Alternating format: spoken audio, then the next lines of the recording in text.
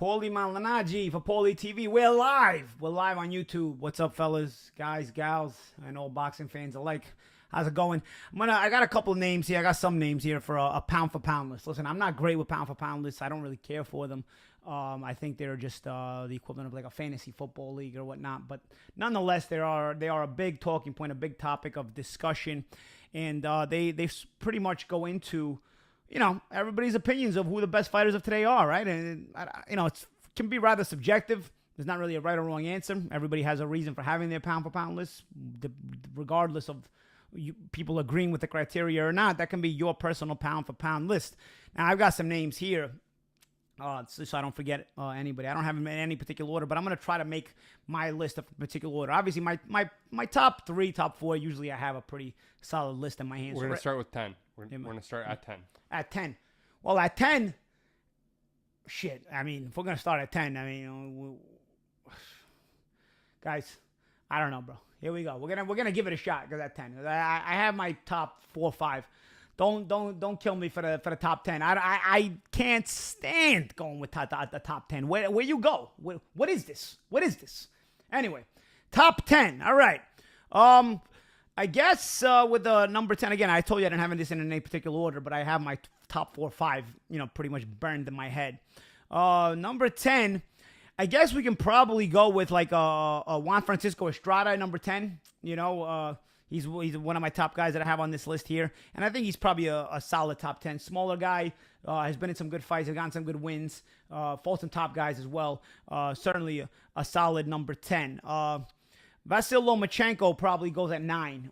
You know, at one time I thought he was probably number 1 or 2, but of course, having taken the L's, and regardless of the fact that he's still the fastest to win world titles in 3 weight classes, and for the men, that's going to be a tough one to top for a long time, if ever. I mean, he won 3 titles in 3 different weight classes, I think in something like less than 10 fights or something. It was something wild like that, something crazy. So he was up in the level of opposition very, very easily, very, very quickly. But we're going to go with Lomachenko at number 9, right? We'll go with that, number 9. Number 8, you know, debatable because, you know, I don't know if he's retired or whatnot, but I can go with Tyson Fury, probably at number 8.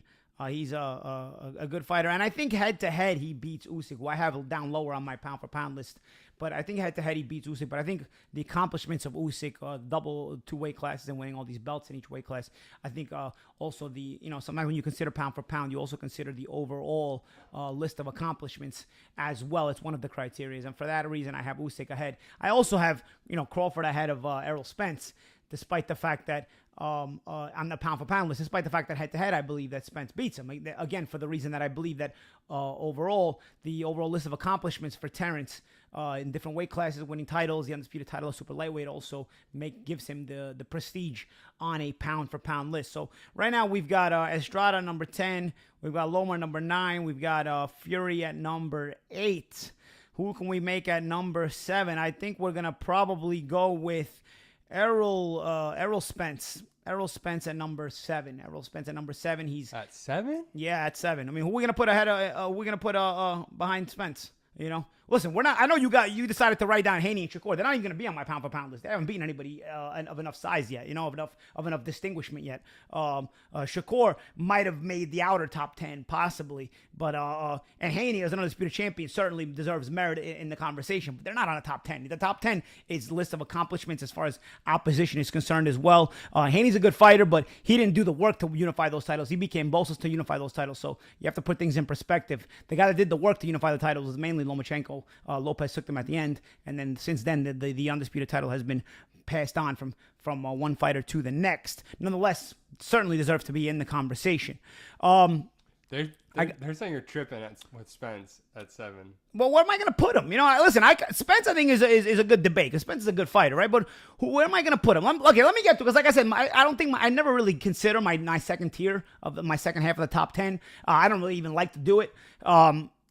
Maximum I can get to is like 5 before I start like not caring. So, okay, let's see. Okay, right now I got Spence at 7. Let's see if we can move him around on my top 10, right? I do think that can be debated, right? I do think that, you know, he's accomplished a lot enough to maybe put him less on lesser on the pound for pound list, maybe to a 5 or a 6, even lesser, right? But ultimately, like I said, I mean, if you're on a top 10 pound for pound, it's pretty prestigious anyway, right? If you're on a pound for pound list in the top 10.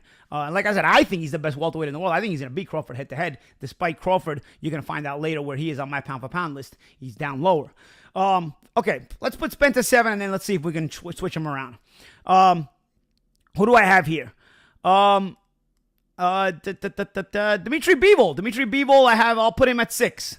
Dimitri Bivol, I'll put him at 6. He's got a win over Canelo, who was a lot of people's number 1. Wasn't my number 1, but he was a lot of people's number 1. He also has a win over Joe Smith, who's fighting in a unification fight this week against Artur Beterbiev. I think he's got a couple of other good wins too. Bivol is a solid guy. We can put him at 6. Can we switch Spence and Bivol? Yeah, possibly. You know, they're both right there. I think, you know, it's a good debate.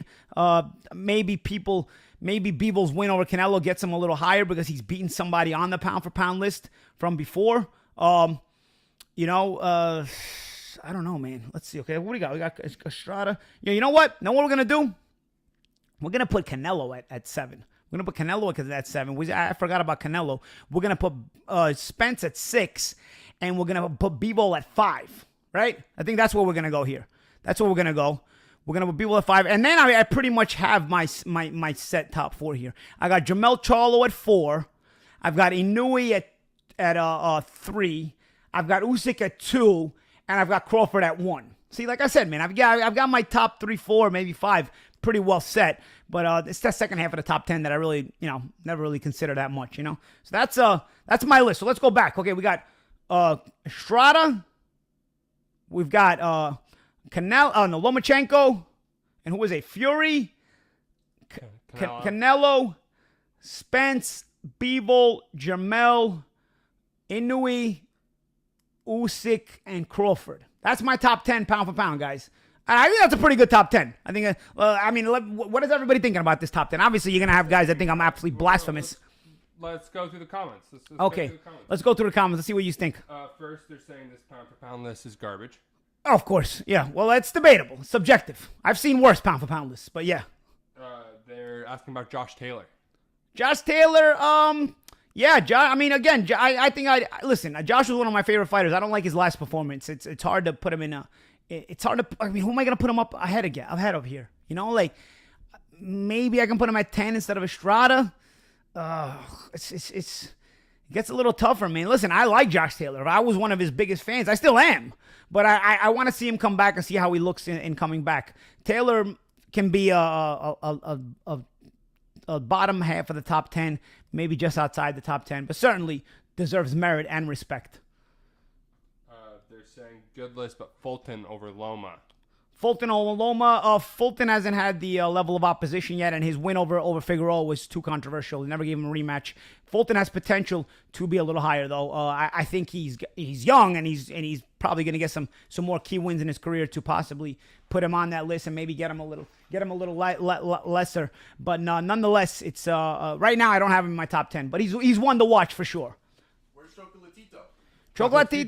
Chocolatito's outside my top 10 as well right now. You know what I mean? He's a good fighter, but again, he's outside my top 10. Again, I mean, if guys gonna give me names, I've got to be able to replace somebody on the top 10 that I have right now. And I've got some pretty good names on the top 10. I mean, who am I gonna remove, take out? It's pretty tough to just, take out somebody to put somebody back in there. The names doesn't mean that just because somebody's not in the top 10 here doesn't mean they're not good, really, really good fighters. I only got 10 spots to fill.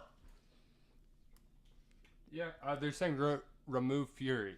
Remove Fury. Okay, because he's retired? No, because he only has 2 names on his record in the past 14 years. Yeah, but they're, I don't know, bro. Listen, Steve Cunningham is a pretty good name, nonetheless. He's smaller, but he's a pretty good name, right? He's still a solid champion. You've got, even though I don't like the guy at all. But you got to still respect accomplishments. You've also got, listen, Dillian White was a solid name. Just because he made it look easy, Dillian White was a solid name. Just because Fury made it look easy doesn't mean he shouldn't get credit for the win. You got Klitschko, beat Klitschko when he was Klitschko, when he was undefeated, when he hadn't lost in over 10 years. Beat Deontay Wilder 3 times, got credit for 2 of them, but beat him 3 times. Nah, man. Sorry, names are not names. I mean, listen, guys, you're underestimating Fury. Now, if you want to tell me Fury because he's retired, possibly, I think he doesn't fight again. If you want to move Fury because he's retired, okay, we can put in Josh Taylor instead of Fury. But maybe in the top 10, everybody moves down a spot if we're going to remove Fury. But I'd remove Fury only because he's possibly retired, not because he doesn't deserve to be there.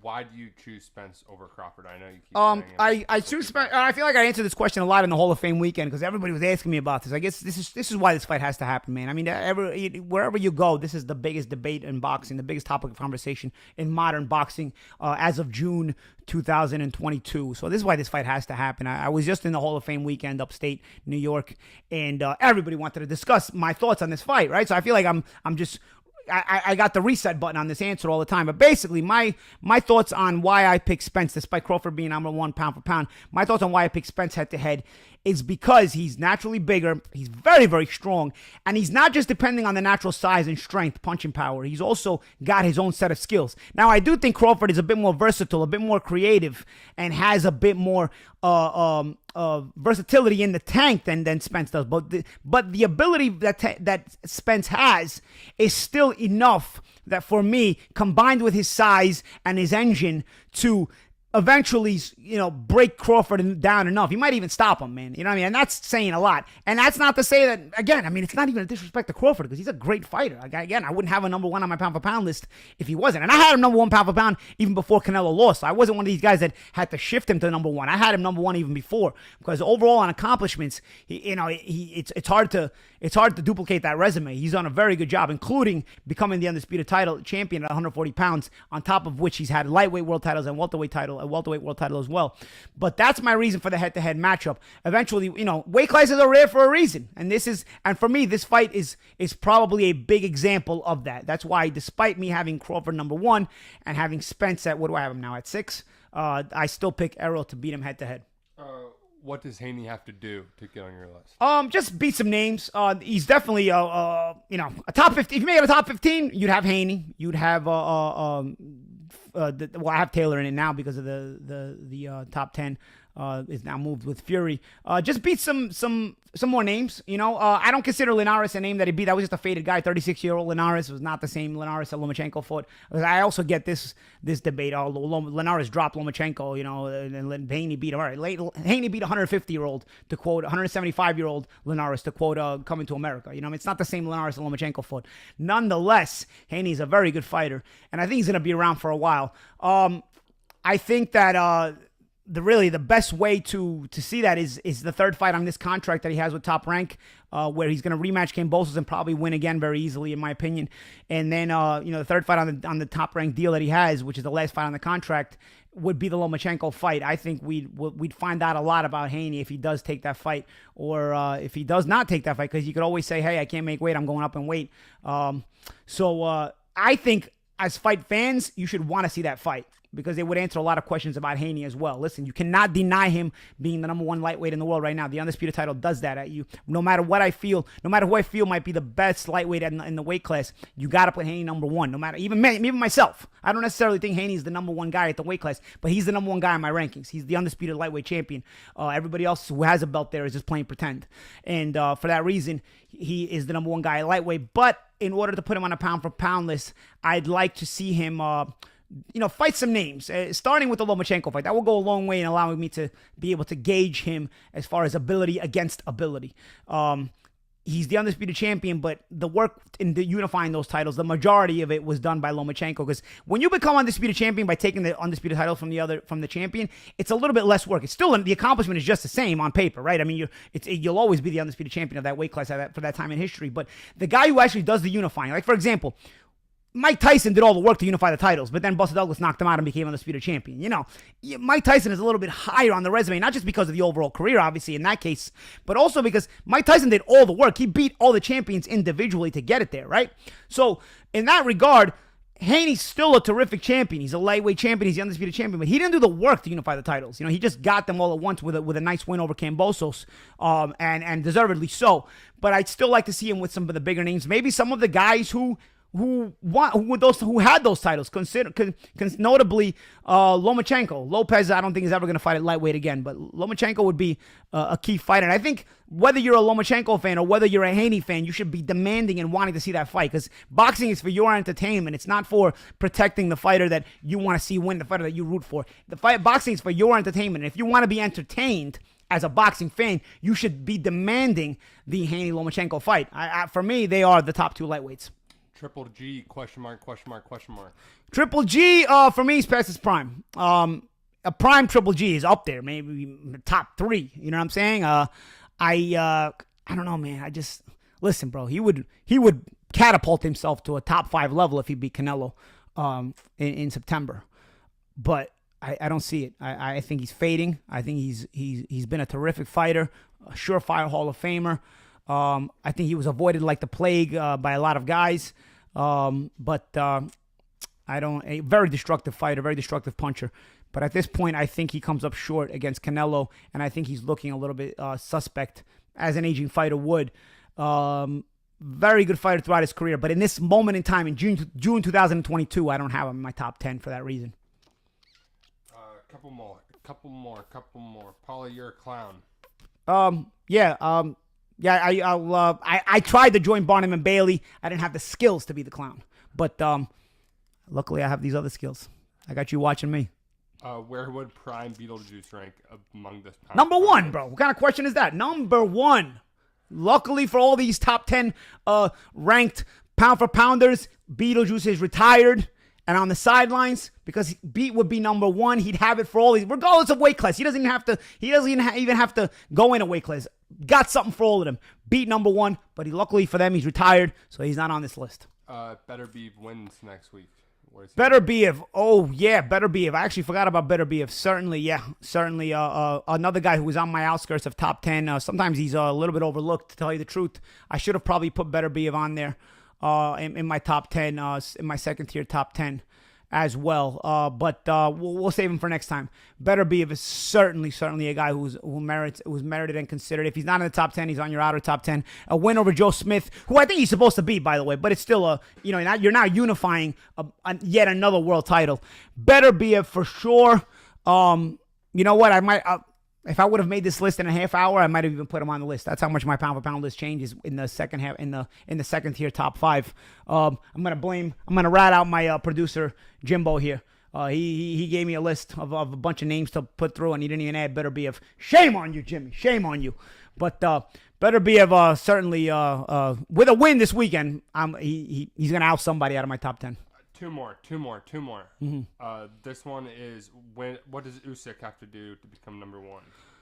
Oh man, I guess he's done a lot. I guess he's done a lot, but so it's Crawford. So it's how do you replace Crawford? Like, for example, I'll put it to you like this: I had Inoue number 3 before the Donaire knockout. He looked unbelievable knocking out Donaire. Who Donaire looked good in the fight, bro. If you watch Donaire, he didn't do anything wrong. He just fell for the bait and got hit with the right hand. I mean, but his positioning was good. His balance was good. He's shooting proper shots. That was a good Donaire. Would have beaten any other bantamweight in the world that night. And yet, Inoue still knocked him out in 2 rounds. That goes to show you the explosiveness and impressiveness of Inoue. But what do I do, bro? I already had him at 3. How do I make him supersede Usyk and Crawford, who have already done so much? I'm trapped. I got Inoue trapped at 3 right now, man. It's gonna come down to the way they look. Inoue looked spectacular. Usyk's not even in his main weight class, and he's looking very, very impressive.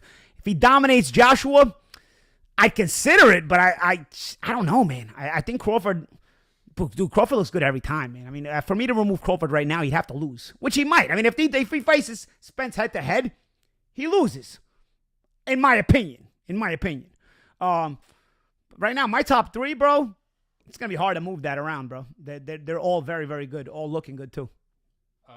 And everybody says you won the Broner fight. Yeah, I thought so too. But hey, man, that's life. It's politics. It's life. It's whatever. More so than the disappointment of not getting the decision, I'd say the more disappointment was not having a rematch. I think that rematch would have sold awesomely. I mean, that was the rematch to make. I think I would have got that the second decision, the second fight, and we would have had a trilogy. That's probably I have some regrets in my career. One of them is definitely not being able to get the rematch, and it's not my fault. I God knows I tried, but I think if me and Broner would have done 2, we would have ended up doing 3. And we would be, how you got like these famous trilogies that people always talk about in boxing history. I'm telling you, man. In an alternate universe, I'm telling you, me and Broner have a trilogy that is talked about for decades, for generations. I'm telling you, because we were that kind of personality and fighter clash. Unfortunately, we only had 1 though, and I didn't get the decision. I want to apologize for the audio on this episode. We're doing it live. All right, guys. Yeah, Jimbo apologizes for the audio. But I hope you guys hear me. You guys are asking the questions, so I assume you are hearing me, and you guys are giving your take on my pound for pound list, so I assume you do hear me. And we're doing this from a Brooklyn basement. Yeah, we're doing this from the Brooklyn basement. Boom. Studio basement. And let's wrap up. Wrap it up. That's it. I mean, we went live. Where we go? 10 minutes? That was my pound for pound list, guys. Next time I'll try to give you a little bit more time. We'll 20 minutes. We'll discuss. 20 man. Time flies when you're having fun, huh? I'll give you a little bit more time next time. We'll chat about some other stuff.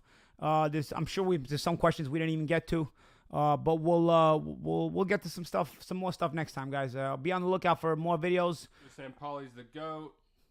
Thanks, Somebody guys. Tell Paulie Crawford best one is Porter. Quick question. Paulie best. Yeah. I mean, Crawford's best win, it's Porter at welterweight. But guys, don't forget Crawford has great wins at super lightweight and lightweight as well. He did, sometimes when a guy goes through different weight classes, you forget some of the wins. Like I'm not thinking of every win right now, but Crawford, listen, bro, if you won titles in 3 weight classes and you unified one of them completely, you've got some good wins, bro. Because Crawford did all the work to unify the titles. He didn't inherit, he didn't to make the point that I made before. He didn't inherit a unified title. He unified those titles one by one at 140 pounds. That's good work. All right, guys, that's it for today. All right, it's Paulie TV. Like, comment, subscribe. And, I got some more videos coming out soon. I gave some discussions. I got some interviews. Coming on. I got some interviews with some guys. I got some discussions, some topics, talking points, and also Bitter Bee of Joe Smith, which I think is an underrated fight this weekend. I don't think enough guys are talking about it. This is dynamite, bro. This freaking fight is dynamite this weekend.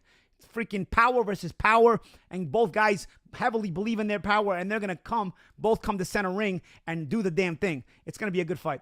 Guys, check me out next time. Thank you for joining up. I'll catch you later.